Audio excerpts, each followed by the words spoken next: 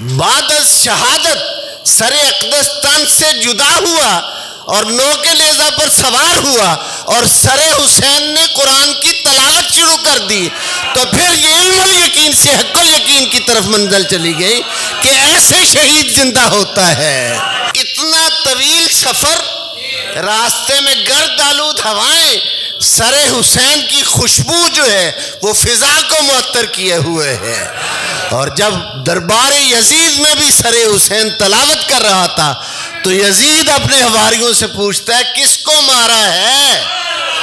یہ ہے قرآن کا تعلق اہل بیت سے۔ باقی جو حضرت امام حسین علیہ السلام کے رفقا تھے ان کے سر تن سے جدا کر کے ابن زیاد اور یزید کے دربار میں نہیں لے جائے گئے، صرف بنو ہاشم کے جو 18 افراد کے سر تھے وہ شہید کر کے قلم کیے گئے، تن سے جدا کیے گئے، اور وہ نیزوں پر سوار کر کے اس لیے لے جائے گئے تھے کہ ہم یہ سر دکھا کر ابن زیاد سے اور یزید سے انعام پائیں گے۔ میں کہتا ہوں قرآن حکیم نے کئی آیتوں میں شہید کی عظمت کو بیان کیا ہے۔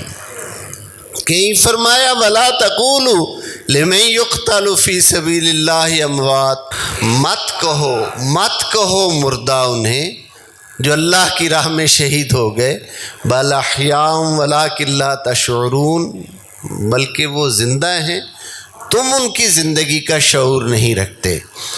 یہ سورہ بقرہ کی آیت ہے۔ سورہ آل عمران میں فرمایا وَلَا تَحْسَبَنَّ الَّذِينَ قُتِلُوا فِي سَبِيلِ اللَّهِ أَمْوَاتٌ بَلْ أَحْيَاءٌ عِندَ رَبِّهِمْ يُرْزَقُونَ، جو اللہ کی راہ میں شہید کر دیے گئے ان کے بارے میں یہ گمان بھی نہ کرو، ان کے بارے میں یہ خیال بھی نہ کرو، گمان بھی نہ کرو کہ وہ مردہ ہیں، بل احیاء، بلکہ وہ تو زندہ ہے، عند ربہم یرزقون، اور وہ اپنے رب کے ہاں رزق پا رہے ہیں۔ پہلی آیت میں ہے کہ مردہ مت کہو، اس آیت میں سورہ آل عمران کی آیت میں ہے کہ خیال بھی نہ کرو، کہنا تو دور کی بات ہے کہ شہید مردہ ہے۔ اب یہ آیتیں دیکھو، یہ آیتیں علم الیقین کی حد تک تھیں۔ ہم قرآن پر یقین رکھتے ہیں کہ قرآن جو کہہ رہا ہے ہمیں سمجھ نہیں بھی آتی تو قرآن سچ کہہ رہا ہے، یہ علم الیقین ہے۔ علم الیقین سے آگے منزل جو ہے وہ حق الیقین کی ہے، اور حق الیقین تب ہوتا ہے جب کوئی اپنی آنکھوں سے دیکھ لیتا ہے۔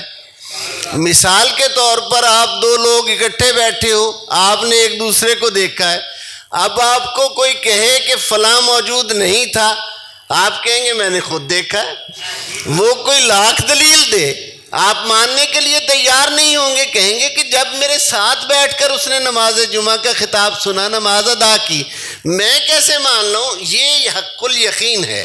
شہید کی جو زندگی قرآن بیان کرتا ہے وہ علم الیقین کے درجے میں تو ہے، علم الیقین کے درجے میں تو تھی، لیکن جب بعد از شہادت سر اقدس تن سے جدا ہوا اور نو کے نیزہ پر سوار ہوا اور سر حسین نے قرآن کی تلاوت شروع کر دی، تو پھر یہ علم الیقین سے حق الیقین کی طرف منزل چلی گئی کہ ایسے شہید زندہ ہوتا ہے،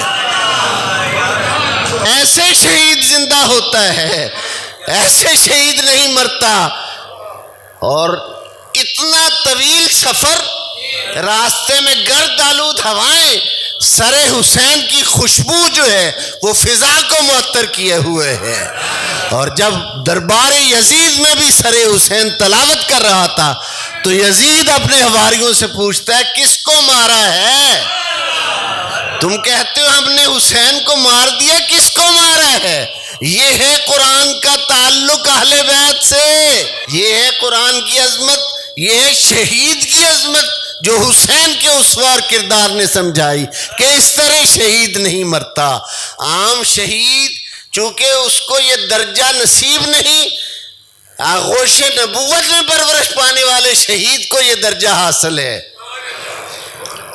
اس لیے وہ قرآن کی آیتوں کی تلاوت کرتا جا رہا ہے اور سر گواہی دیتا جا رہا ہے.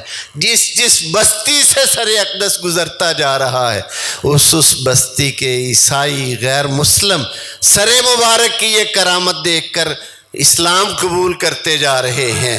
جس اسلام کو یزید مٹانا چاہ رہا تھا حسین بعد از شہادت بھی اس اسلام کے احیاء کے لیے کام کر رہا ہے.